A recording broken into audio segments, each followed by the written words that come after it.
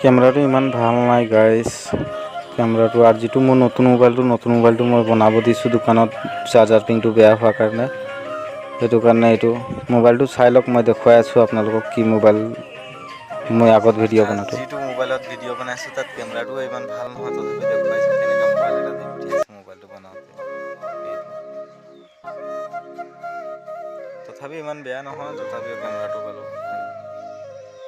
ডিছপ্লেটো ফাটি আছে এইখিনি।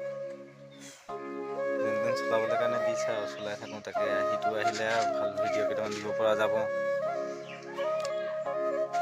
তাকে ভিডিঅ'টো চাই থাকোঁচোন, আজি দিনটো কি কৰোঁ আপোনালোকক ব্লগ চুৰ কৰোঁ ভিডিঅ'টো।